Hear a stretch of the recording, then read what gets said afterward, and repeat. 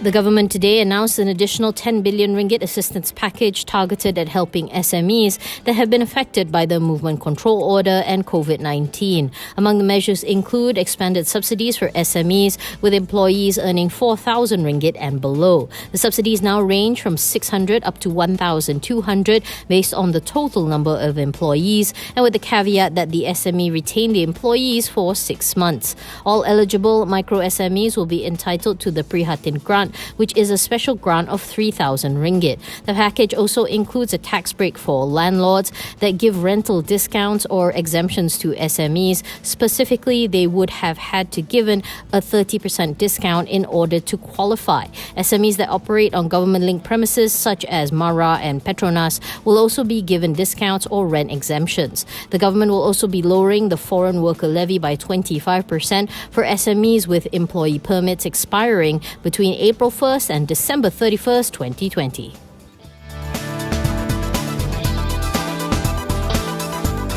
The country saw the biggest single-day jump in COVID-19 recoveries, with 236 patients being sent home, bringing the total number of cured cases to 1,241.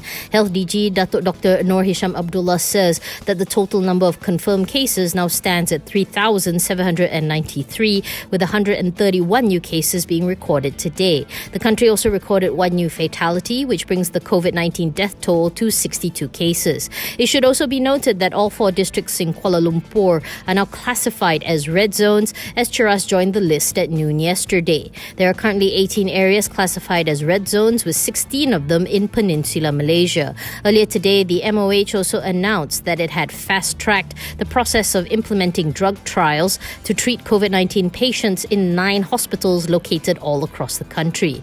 The drug trials are part of an unprecedented international effort coordinated by the WHO, which aims to collect reliable data and compare the safety and effectiveness of 4 treatment protocols using different combination of drugs: remdesivir, lopinavir, ritonavir, interferon beta, chloroquine and hydroxychloroquine.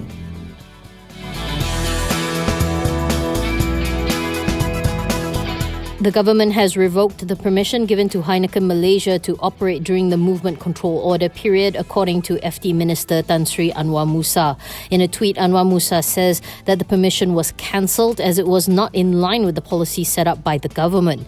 He was responding to a tweet by UMNO Youth Exco member Wan Muhammad Azri Wanderis, aka Papa Gomo, who sought the termination of the approval to operate during the MCO.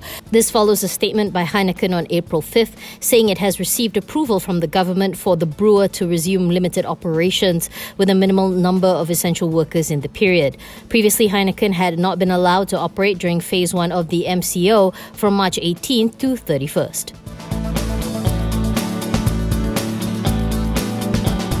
Malaysia's total industry volume for the automotive sector is expected to be adversely impacted by the COVID-19 pandemic.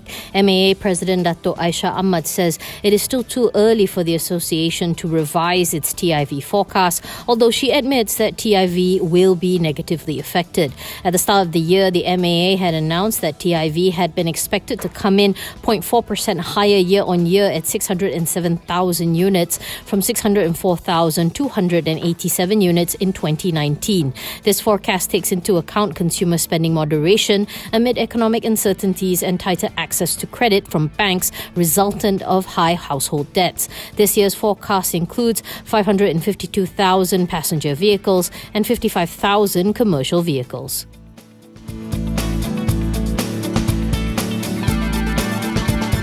Maju Perak Holdings has entered into a JV with United Solar Energy Malaysia to develop a solar photovoltaic generating system project using the net energy metering scheme in Perak. In a filing with the Bourse, Maju Perak says the JV allows the company to venture into the renewable energy business and will subsequently create an additional income stream to enhance the group's growth. Under the JV, Maju Perak will take 40% with United Solar holding the rest. The partnership will not have any material impact on earnings for FY20, but Maju Perak explains that the JV is envisaged to enhance its bottom line once the SPS's potential benefits have materialized.